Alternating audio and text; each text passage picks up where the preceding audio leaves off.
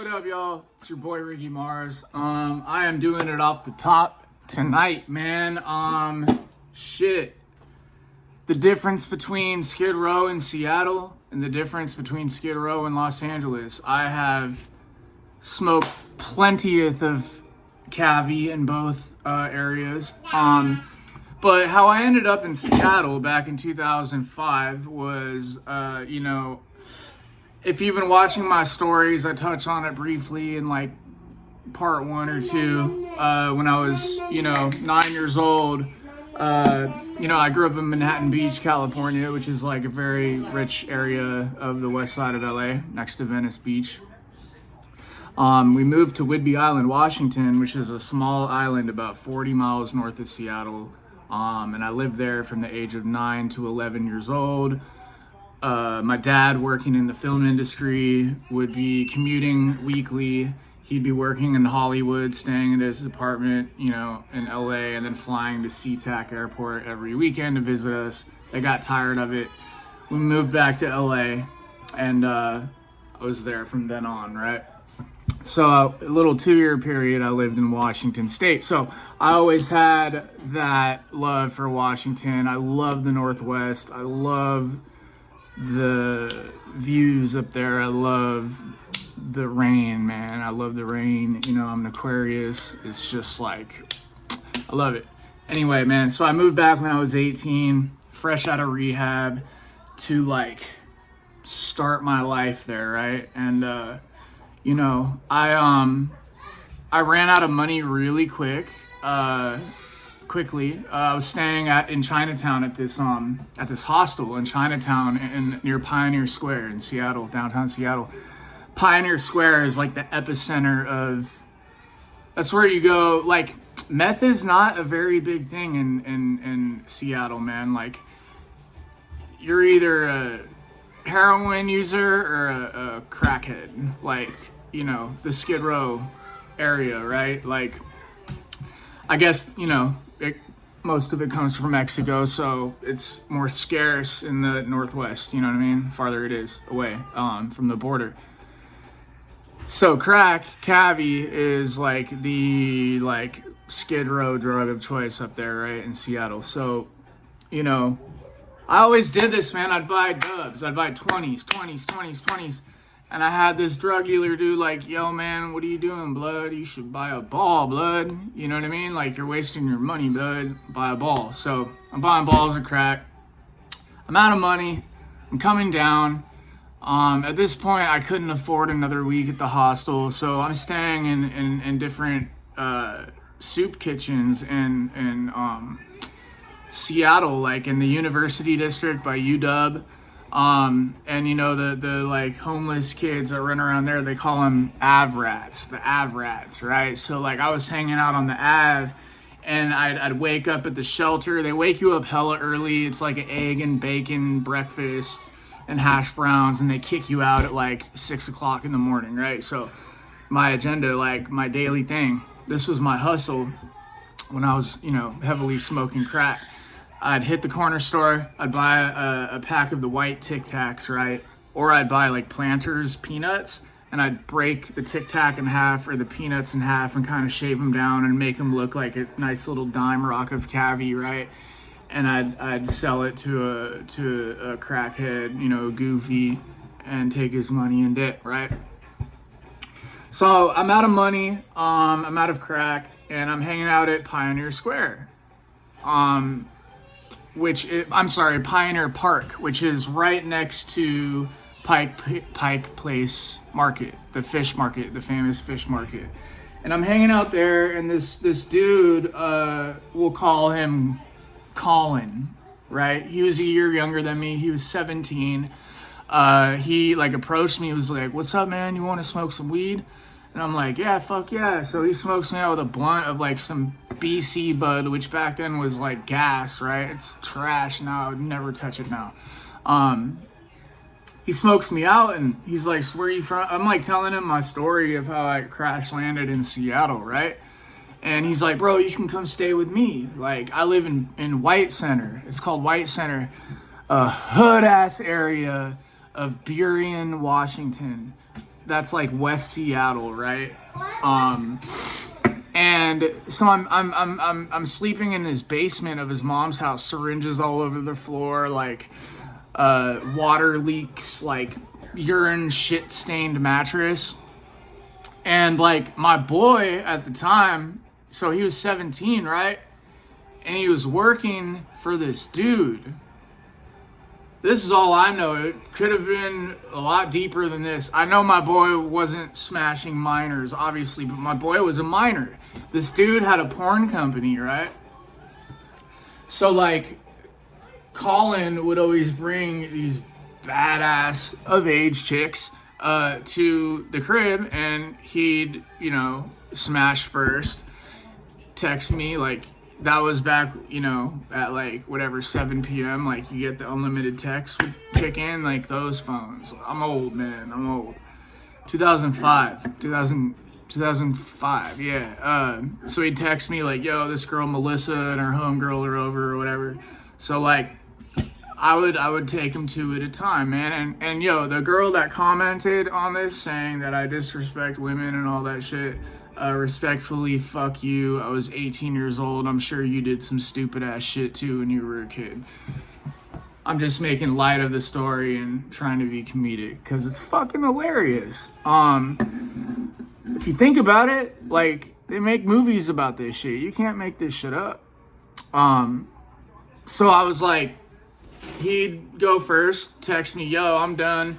They'd go around the side house to the basement where I slept and boom, boom, boom, right? That was like what I did for months. I loved Seattle. I didn't want to go home. Like, and now I had a place to live, right? So my boy was like extremely ADHD, right? Might have been a crack baby. His mom was a huge crackhead. Like I would smoke crack with his mom. She had a straight shooter, like, I don't know how big my lens is. I don't know what it's like, 8-inch long straight shooter, 8 inches, with a rubber hose attached to it that was like 3 feet long. So you would have to have someone hold the straight shooter and light it for you, right? And you'd like hit it out the rubber tube. They'd pull the straight shooter out, right? And then you'd hold the tube and blow very slowly. Like if you blew too fast, the smoke would go like that. So you had to blow very slow, so it was just like, so by the time you exhaled that hit, it was like vroom, vroom. So what happened was my extremely, like probably crack baby, ADHD as fuck homeboy, Colin, would sell his Adderall, and when he wasn't on his Adderall or Ritalin or whatever, he would act psycho. So we went shoplifting. Like his mom would spend all her money on crack and I was broke. So like she would buy she'd buy like Kraft, the slices of cheese, you know, and like bologna and bread. And that was like all we had to eat every week. You know what I mean? So like we would rob fools in Seattle, do little shit like for real crack, like go up to a crack dealer, right? Like that was, you know, like a kid our age that him and I could smash out easily and be like, "Hey bro, like you got rocks?" And he'd spit them out in his hand and he'd go like, "Yup." And when he did that, I'd go bink, whoop, grab that shit, run, right? Put it in my mouth. So that's what we do. And with that money we'd make, we'd get like burritos and shit like downtown. Like I was starving, dude. You know, I was like, so anyway, we went shoplifting for food, and of course we get caught. Me being 18, I get arrested. We both get arrested, but Colin being a minor, being 17, his mom came to pick him up from the jail. She was like, "Fuck Steve." Like, so I went to King County Jail, and I was there for a month, right? I'm sorry, I was there overnight. So that was my very first time I'd ever gone to jail, except for when I was 14 and got arrested for skateboarding with my teacher in 6th grade, right?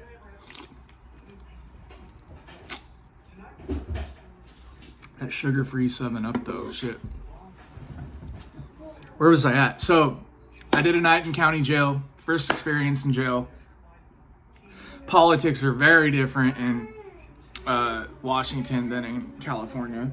I didn't realize that till I caught a case years later in LA, and I'm like, whoa, like this is fucked up. Like it's racially divided and like just a mess and fucking terrible place to be, right? So my boy didn't take his meds. We had a bunch of paint cans, some Krylons, right?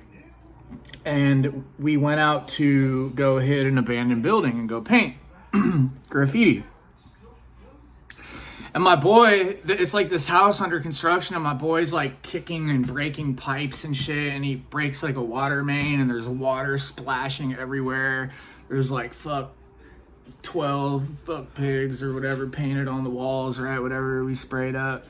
And we hear, stop where you are. And we turn around, there's a bright ass light in our face, dude. 2 deputies. They arrested me, and I got arrested for the shoplifting thing. Colin got away. But this time, Chris and I both got arrested for felony, vandalism, and criminal trespass, right? For the graffiti, the broken pipe, all that. Colin being a minor, his mom picked him up from jail. I did 30 days in King County Jail for that, for the, I don't remember, dude. I think I took a deal for the misdemeanor charge, right? So I get out, and you know, at this time I was like recording some of my first music, and I mentioned in a previous story that I had been recording at Macklemore's studio in his mom's house, right, in the basement in Green Lake, like Lake City, which is like kind of north of downtown Seattle. So Macklemore was headlining Bumper Shoot with Wu-Tang, right? Bumper Shoot is like the Coachella of Seattle. It's like a big area, like right below the Space Needle, you know? I've seen some crazy shows there, man. Shout out to Bumper Shoot and the people that throw that shit. Book me, man. Book me.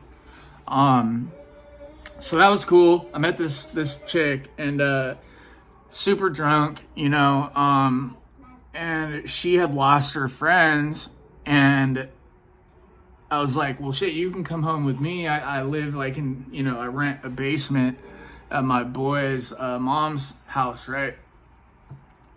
So she couldn't find her friend. She lost her phone or something. So like her and I were like, you know, mobbing around Bumper Shoot all night, and we took ecstasy and we're rolling together, and it was a one night stand, but like I fell in love with this woman, right? And I bring her to the crib, and of course Chris being the porn star and, you know, the bigger whatever, smashes on her. I was super pissed, and that's how we got into it. And he kicked me out of his house, man. You know what I mean? And where did I go? I went to Pioneer Square. Pioneer Square, by the way, is beautiful, right? And like, going to back what I was saying, the difference between LA Skid Row and Seattle Skid Row is like LA Skid Row is just like, you know, they say it's a 4-block radius. It's like a 10-block radius, right? Of tent city, and just, they let everything go down. The cops don't even care, dude. Like, everything's out in the open, but like you go more in like the night, you know, more gentrified areas of downtown, and it's not really like that. You might see someone on the corner hustling, but like you don't see people openly doing that. Seattle, you'll see all these rich ass tourists in downtown Seattle by Pike Place Market and Pioneer Square with their kids, and there's just people openly with a needle in their arm and not even hiding behind the dumpster, like ducking down, like hitting the crack pipe, just out in the open. But it's like the entire city is like that. Like it's crazy, dude. And cops ride by on horses. You don't even hear them coming behind you. Pioneer Square is dope, man. They got this underground tour, right? Like the original city of Seattle burned down in like the early 1900s, like 90% of the city. So they rebuilt Seattle over the old Seattle, and you can take this underground tour, and it's like it's like if you walk around downtown Seattle, there's all these little purple like tiles like on the sidewalk, and beneath that is like the old underground, you know. But if you go on the underground tour, you go down this janky elevator like 3 stories down, and most of it's blocked off, but there's like a 1/4 mile walk tour that they take you on. There's like a gift shop at the end with real mummies like in glass cases and shit, like 2 mummies, right? Like, it's pretty cool, man. I'm gonna end it there because I'm tired, and you know, I just wanted to drop a video for y'all. Please like, comment, subscribe, comment, tell me what you want to hear about, man. You want me to start from the beginning? You want me to tell you about my day? You want me to do more recovery oriented shit? Let me know in the comments. I got 3 music videos dropping in the next few weeks. 2 off the CC Twins album that I did with my boy Sonny Darko. I cannot find the CDs. Here they are.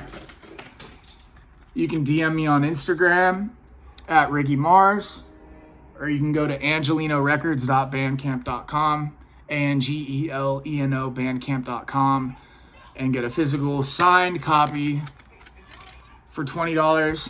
You pay for shipping. So yeah, 2 songs off this project. We got videos coming soon, and a song called Note to Self that's on my Spotify, produced by my boy El Diablo Beats. Yeah, I'm now on Cameo, man. Request me on Cameo. $25 personalized videos. But ladies, if you show your titties, I'll do it for free. You feel me? Dudes, if you show your titties, I'll do it for free. Especially if you're a dude. If you're a dude and you got titties and you flash me your titties, I will send you a free CD in the mail if you pay for shipping.